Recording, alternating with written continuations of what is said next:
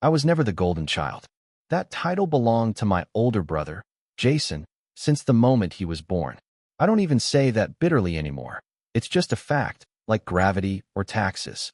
I'm Eric, 29 years old, and I've spent most of my life being the invisible one in a family that never made much room for me. If Jason got a B, it was he must have had a tough exam. If I got an A, it was, well, that's expected from someone who doesn't have a real job. And yeah, that was actually said once. At the dinner table, by my dad. My mom smiled softly and changed the subject like she always did. That's kind of the dynamic. Jason shines, dad praises, mom pacifies, and I quietly shrink a little more each year. I'm not some moody, brooding martyr, though. I've built a good life. A quiet life, but one that matters to me. I'm a software engineer, freelancing mostly, not flashy, not social media worthy, but stable. I live in a cozy one-bedroom apartment I actually own, drive a decent car I paid off early, and have a handful of friends who actually listen when I talk. And maybe because I never really got that at home, I value it more than anything else. I'm not flashy like Jason. He's a real estate agent with flashy suits, an Instagram full of gym selfies and leased BMWs, and a girlfriend who makes influencer reels of them kissing in matching outfits. My dad loves it. That's what success looks like, he said once while scrolling through one of Jason's reels, not even noticing I was in the room. But I'm not here to vent about every moment of my childhood that chipped away at my self-worth. I'm here to tell you what happened at my mom's 60th birthday dinner, the one that changed everything. It started like any other obligatory family gathering. A fancy restaurant I didn't pick, a group text I was added to last minute, and an unspoken assumption that I'd show up, smile, and stay quiet. I got there on time, gift in hand, a framed photo of me and mom from when I was 5, taken on one of the rare days she took me out alone. I had it restored and put in a simple but elegant walnut frame. It wasn't expensive, but it meant something. She smiled when she unwrapped it, maybe even got a little misty-eyed, but then Jason handed her a box, designer jewelry, of course, and suddenly the photo was quietly set aside like a receipt. Dinner went as expected. Jason held court with stories about his latest property deal, about networking with high-value clients, and Dad hung onto every word like it was gospel. I nodded along politely, chewing my overpriced steak in silence. I tried to talk to Mom at one point, ask her about the painting classes she mentioned she wanted to try, but before she could answer, Dad interrupted with, "Eric, don't you want to ask your brother how he closed on that Beverly Hills townhouse? You could learn a thing or two." I laughed. Quietly. I've learned to do that, to swallow the sting, turn it into a sound that won't make things worse.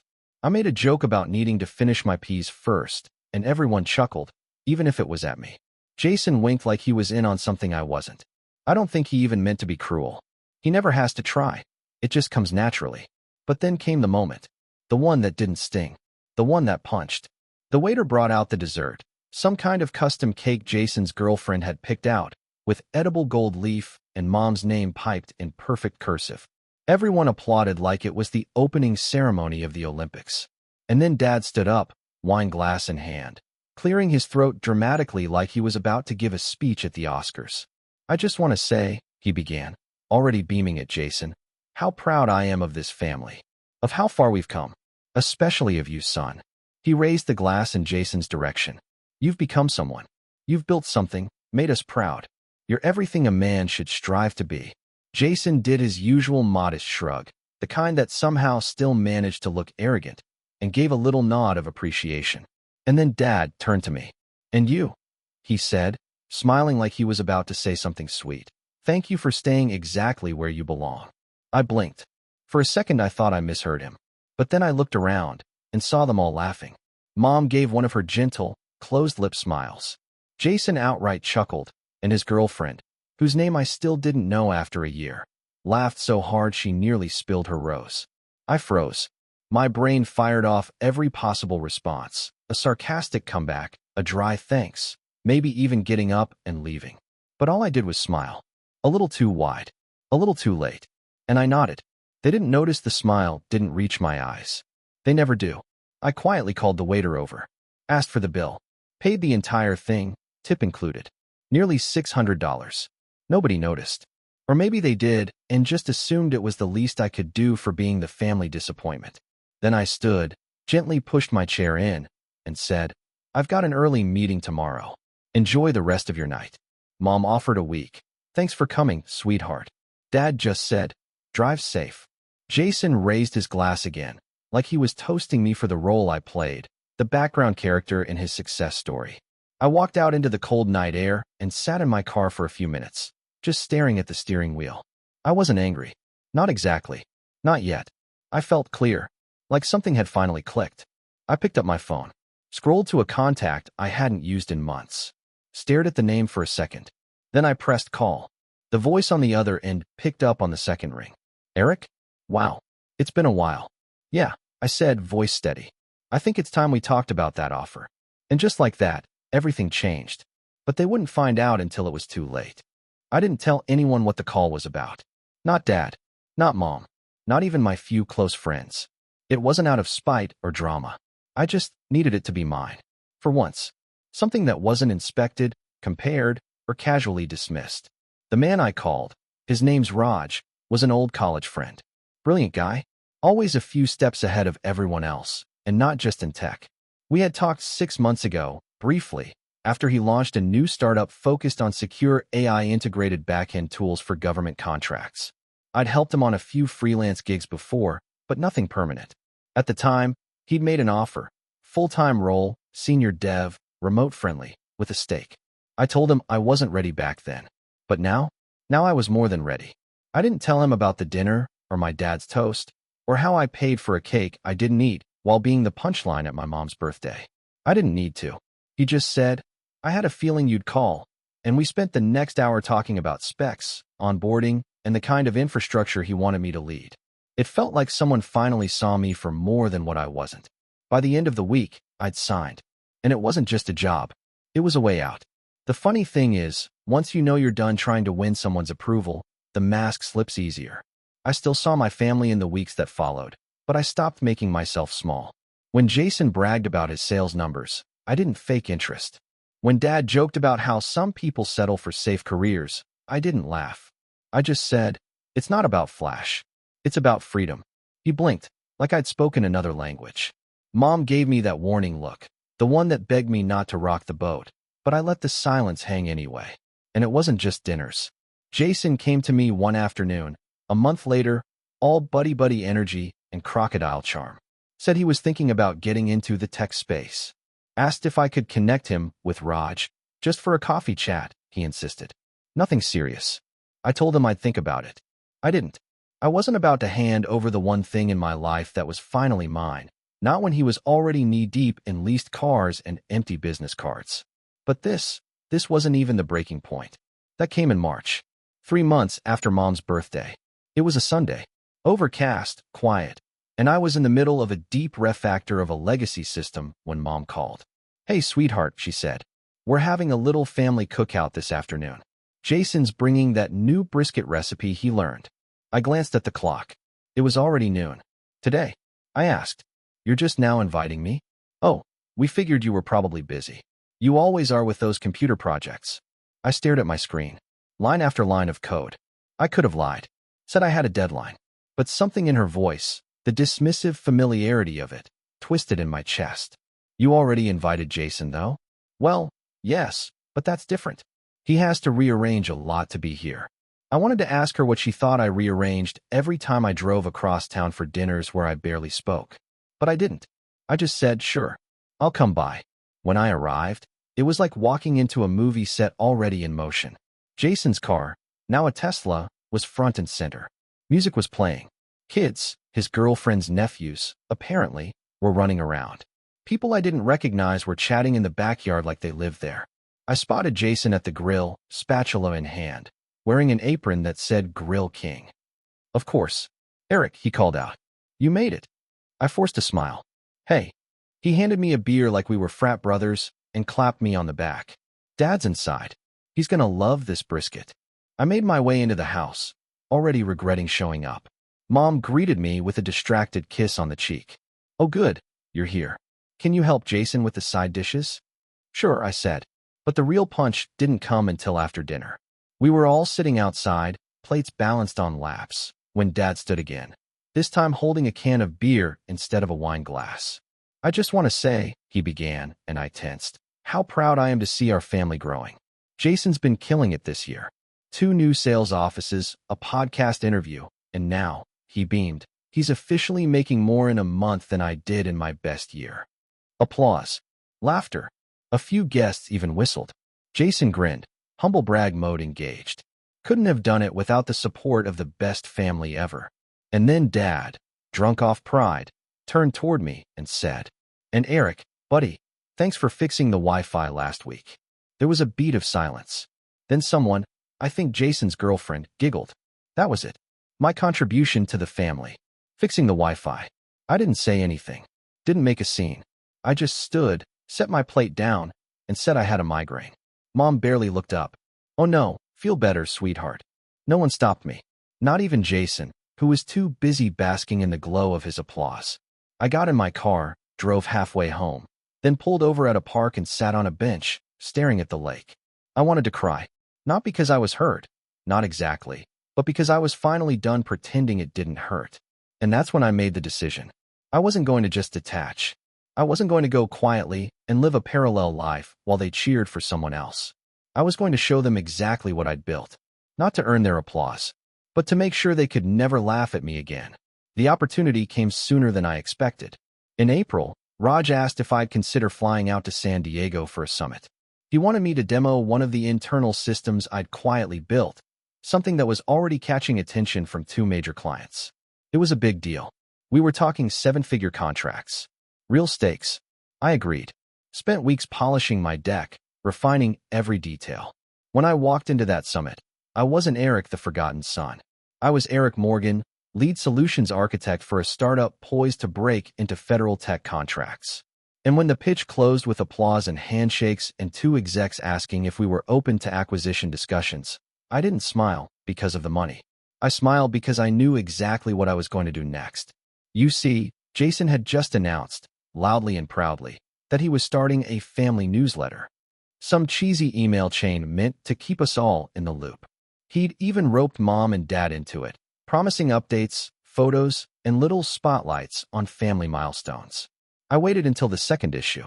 Jason opened it with his usual flair. Jason's Journal, Edition 2, followed by a list of his Q2 sales numbers, a picture of his new car, and a paragraph about the grind never stopping. He ended it by asking if anyone else had big news to share. So I replied. All I said was, "Hey, figured I'd drop a quick update too. Just closed a multi-million-dollar deal for our platform and got bumped to equity partner. We're likely expanding to 3 more countries by fall. Hope you're all well." I didn't attach photos. Didn't drop links. Just a quiet line in the middle of the noise. Jason didn't reply. Mom responded with a thumbs-up emoji. Dad said nothing. But something shifted after that. The next dinner? Jason wasn't quite as loud. Dad wasn't quite as smug. And Mom, she actually asked me what equity partner meant. And then came the moment that sealed everything. You'd think the big win, the deal, the promotion, the quiet flex in Jason's inbox, would have felt like the turning point. And for a brief moment, it did. I walked a little taller. My voice didn't crack when I spoke at family dinners. I stopped trying to be invisible. I even noticed Dad pausing once, just for a second, before making another snide remark about real jobs. He still said it, but that pause? It meant something. Like he wasn't as sure anymore. Like I was no longer the punchline. But that illusion shattered barely a month later. It started innocently enough. Raj called to say we'd been invited to present our platform at a private tech demo for a government innovation board. It wasn't just a conference or a deal. This was the kind of thing that could put our company on the map. Quiet rooms, big checks, policy influence. The kind of thing that changes not just a company, but lives. Naturally, I told Mom. We were on the phone. She was telling me about some brunch Jason was throwing, apparently now with a catered mimosa bar. And I thought, for once, I'd interrupt her mid-brag. Hey Mom, I've got something cool too. Raj and I are pitching to the federal board next month. It's invite only. Could change everything. There was a pause. Just 2 seconds. Then she said, "Oh, that's nice, sweetheart. So you'll be traveling again?" That was it. No curiosity. No tell me more. No pride. Just shifting back to her own script. I swallowed the lump in my throat. Yeah, big opportunity. Well, I hope you have time to come to Jason's brunch the weekend before. He's renting a rooftop downtown. I wanted to scream, but I didn't. I just nodded and said I'd try. Spoiler, I didn't go. Instead, I focused. I put every waking hour into the presentation, polished it like glass, rehearsed until my voice was hoarse. And when the day came, I nailed it. Every question, every technical challenge, every concern, I handled them. Raj texted me an hour later. You just bought our future. But 2 days later, everything crashed. Literally. A backend exploit, one of our test systems, was breached. It wasn't fatal, but it was embarrassing. Our code wasn't the issue, but the optics were bad. The board delayed their decision. Our team was thrown into emergency audit mode. Raj, for the first time ever, sounded shaken on a call. We're fine, he kept saying. We'll fix it. But we've got a brace. For the next 3 weeks, I barely slept. I ran on coffee and code. My personal life vanished. I missed texts, calls, even my rent payment. I didn't care. I was in fight mode. And in the middle of all that, my family decided to host a family appreciation dinner. I swear I'm not making that up. It was Jason's idea. He texted the whole family group chat. Let's celebrate mom and dad for being our rock. Dinner at their place next Sunday. No excuses. I didn't reply. I couldn't. I was knee-deep in stress, trying to salvage my career. But 3 days before the dinner, I got a voicemail from Dad. Calm voice. That fake calm he uses when he's trying not to sound petty. Eric, I know you're busy, but you need to make time for your family. You think we don't see you working? We do. But family comes first. Always. Don't make your brother look like the only grateful one. I stared at my phone like it had grown horns. Don't make your brother look like the only grateful one. He wasn't helping me stay up until 4 a.m. fixing security patches. He wasn't making contingency decks for the board. He wasn't the one watching something he'd spent years building suddenly wobble on a national stage. But sure, Jason's catered rooftop brunch? That's gratitude. Still, I went. Because deep down, I still had this tiny flicker of hope. That maybe they'd ask how I was. Maybe someone would notice the bags under my eyes or the way my hands were trembling from too much caffeine and not enough sleep. I showed up late, wore a wrinkled shirt, unshaven, exhausted. Mom opened the door and blinked. Oh, honey, you look tired. That was it. I nodded and stepped inside. The dinner was already in full swing. Jason was playing some acoustic cover on a Bluetooth speaker. People were laughing. There were candles. A banner that said, "To the best parents ever," hung across the living room like it was a Hallmark movie set. And Jason? He was in rare form. Glad you made it, bro, he said, handing me a drink I didn't ask for. We were just about to give speeches. Speeches. I should have left right then. But I didn't. I sat on the edge of the couch, hands clasped, trying not to fall asleep. Jason started with a speech about how mom and dad taught him the value of hard work and ambition. He thanked them for never doubting his vision. Mom teared up. Dad looked like he'd won the lottery. Then he turned to me. And of course, Jason said, we've got to thank Eric for always being around. Quiet support, you know? Every team needs someone like that. There was light laughter. Light. Like I was a flashlight or a houseplant. Thanks for fixing the TV last week too, man. Saved me from missing the game. More laughter. I smiled. Not because it was funny. Because if I didn't smile, I'd scream. Dad clinked his glass. To Eric, our steady rock. That was it. That was their praise. That I existed. That I didn't implode. And in that moment, something inside me broke. Quietly. Like a thread snapping in a dark room. I stood. Said I wasn't feeling well. And walked out. No one followed me. Not even Mom. I got in my car and drove until I hit a rest stop. I sat there, in the dark, shaking. Not with rage, but with exhaustion. I'd spent so long trying to prove I mattered, not to the world, but to them. And here I was, partner in a groundbreaking company, fighting to save something massive, and all they saw was the guy who kept the Wi-Fi running and didn't complain too loudly. That night, I turned off my phone. And the next morning, I started over. Not with the company. I was still working, harder than ever, actually. But I started over personally. I stopped trying to win. Stopped trying to show up. I started saying no. Mom called the next week to ask if I could help Jason set up a digital calendar system for his new assistant. I said I was too busy. Dad emailed asking if I could review a proposal Jason was working on for an app. I didn't even open it. Jason texted me. Yo, you good? I didn't reply. For the first time, I stopped feeding the machine. And it changed me. I slept. Not much, But enough. I reconnected with an old friend from college, someone who actually asked about me. I started eating better. Went for walks. The company stabilized. Raj called to say the board was back in play. The breach had actually impressed them. We'd handled it with transparency and resilience. They like us even more now, he said. Crisis made us look mature. I smiled. Not because of the board, but because I felt it too. I was maturing, not into someone new, into someone I used to be before I was made small. I didn't need their applause, but I was about to get something better. Not revenge. Not yet. But power. And what I did with that? Well, that's where things started to get messy.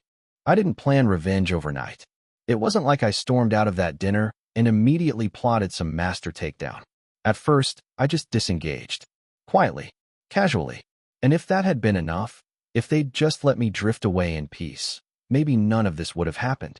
But they didn't. Because people like my family, they don't notice you until they need you.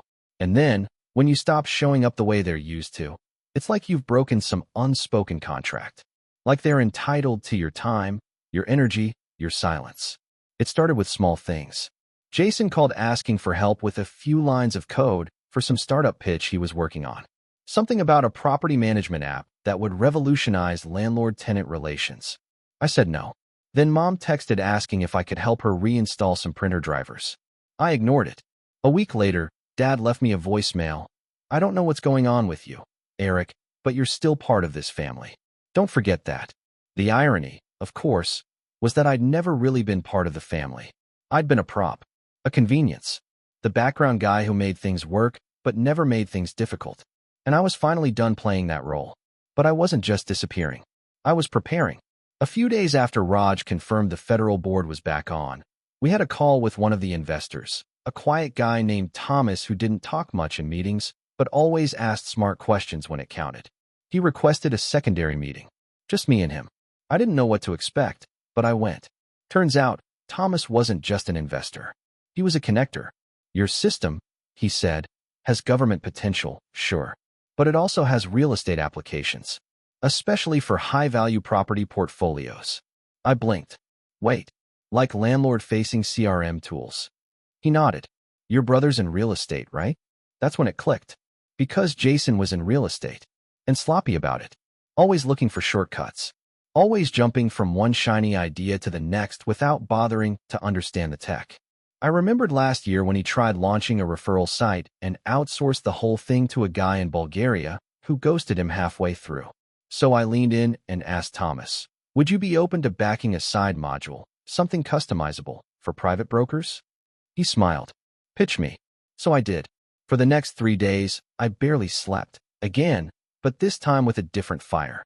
I created a shell system, a CRM-integrated suite tailored for luxury agents, with AI-driven lead filtering, smart contract management, and instant property valuation overlays. Basically everything Jason pretended he offered, but real. Raj saw the mock-up and whistled. You're onto something. I want to keep it separate, I told him. Just a pilot. No brand. No splash. Quiet rollout. He nodded. You need something for yourself. He didn't ask why. He just said, let me know when you need dev support. The next phase was slower. Subtle. I began poking around Jason's digital footprint. His LinkedIn was full of fluff, growth strategist, visionary broker, networking disruptor. His Instagram was worse. But the real meat was in the companies he'd registered. I looked up the LLCs he posted about. 3 were inactive. 1 had been dissolved for tax delinquency. 1 was still active and hilariously underdeveloped. A half-baked website, a broken lead gen form, and a testimonials page that still had placeholder text. This is where your clients rave about your service. Classic Jason. So I bought the domain name he meant to get, 1 letter off from his brand, but cleaner, more professional, and SEO optimized. Then I registered a shell company, EquiSmart Solutions. Generic. Safe. Professional.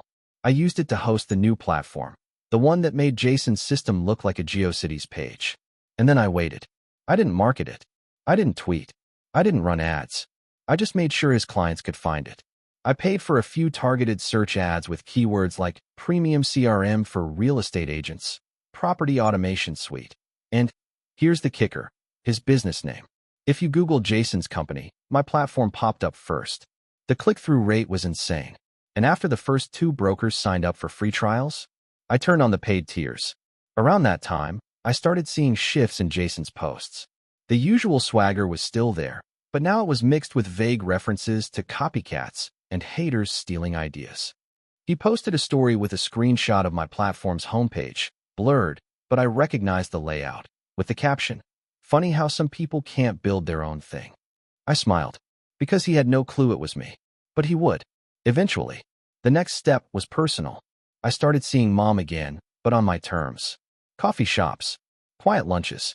And during one of those lunches, she let something slip. "You know, your brother's been struggling lately." I raised an eyebrow. "Really?" She stirred her tea. "Something about clients pulling out. He's very stressed, snapping at everyone." I sipped my drink. "That doesn't sound like Jason." She smiled sadly. "It does, actually." And then she said something I didn't expect. "I wish he were more like you." I didn't know what to say. For years, I'd longed to hear those words, or any version of them. But now that I had, they rang hollow. Too late. Too easy. I nodded. "Thanks." She reached across the table. "I just hope you two can make peace. You're both so talented. If only you worked together." I almost laughed. That'll never happen. But that gave me an idea. Jason had been pitching to a small luxury development group, trying to land a major listing deal for a waterfront property in Orange County. He'd been bragging about it in every family text thread for weeks. I knew the group, and I knew someone who knew them. So I made a call. Not to sabotage, to compete. I demoed EquiSmart for them, not as a broker, but as a solution provider. I showed them analytics Jason couldn't dream of. Automated systems, predictive buyer modeling, integration with financial institutions for real-time qualification. They were impressed. Not by flash, by function. They dropped him within a week. He didn't know why, but his meltdown was spectacular. He posted a rant on Instagram about snake behavior and losers who piggyback off real talent. His captions got darker, more bitter. He even made a TikTok about how hard it is to build something when your own family doesn't support you. I watched it all in silence. And then, the final piece fell into place. Mom invited me to a dinner. Not a holiday, not a birthday, just dinner. At their house. She said, "It would mean a lot if you came. Your dad misses you." I almost said no, but then I realized this was the perfect opportunity to end the show, or rather, start it. Because what I was about to reveal, it wouldn't just shatter the family dynamic. It would burn the script they'd written for me, the one where I was always the quiet one, the helper, the afterthought. No more. And they had no idea what was coming. It was a warm Sunday evening when I pulled into my parents' driveway, half expecting to feel that old familiar tightness in my chest. But for the first time in years, I didn't. I wasn't there to prove anything. I wasn't there to win affection or beg for recognition. I was there to close a chapter. Their porch light was already on, even though the sun hadn't set. The whole house was lit up like a celebration, which wasn't surprising. My mom always went all out when she hosted. Polished silverware, matching napkins, jazz playing softly in the background. But the vibe this time was different. More tense.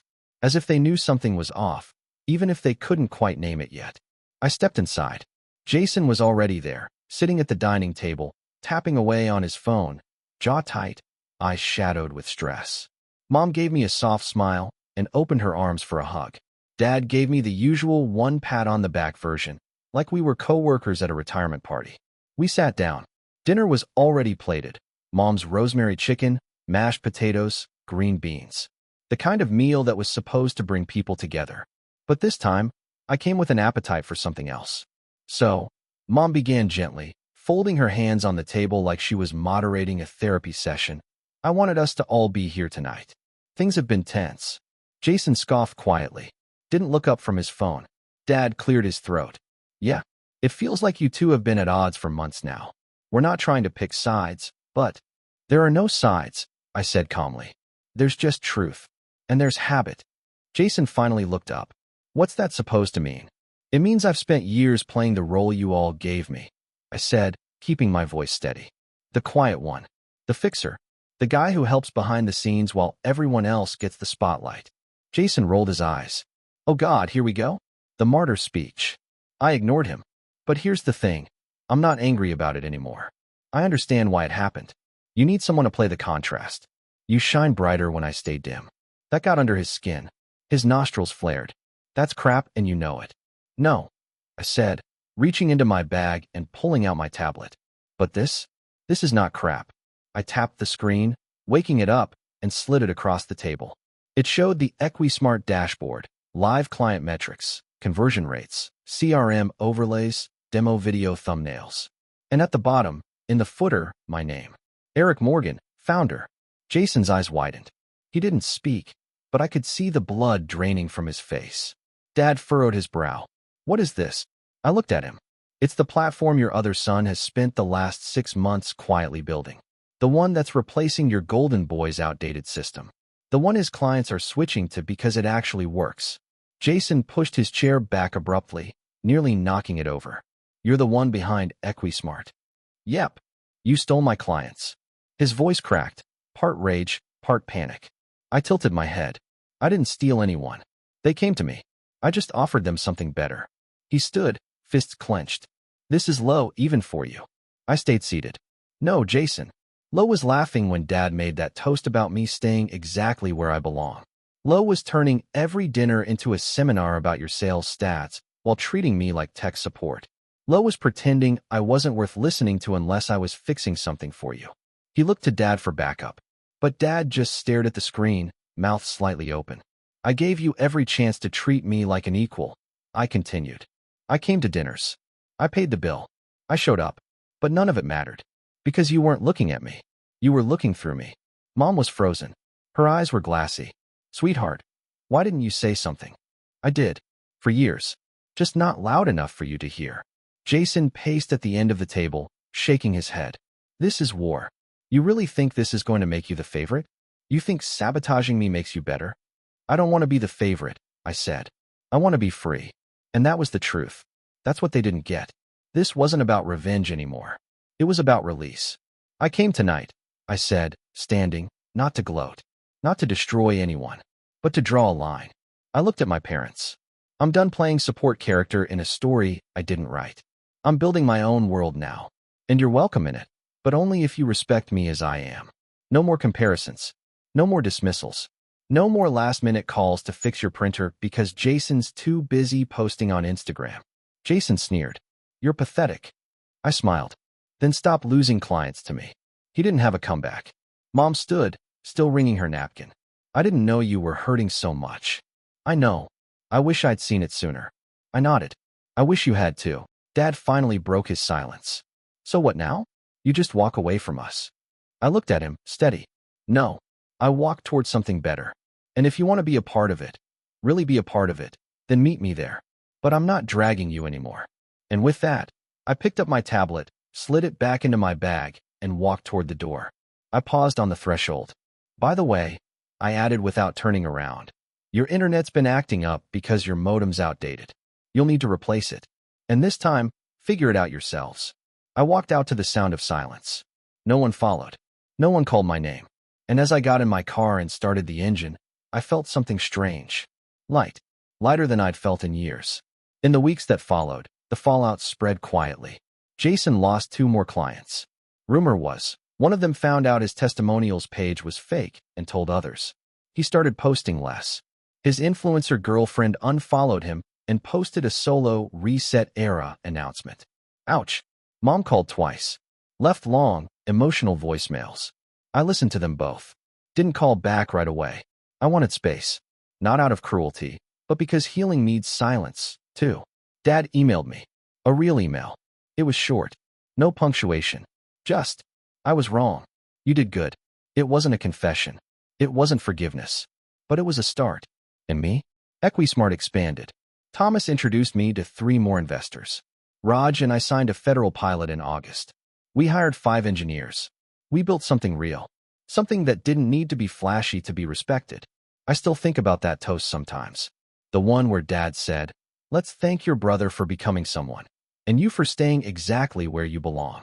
Turns out, where I belonged was at the head of my own table, and I'm never giving up that seat again.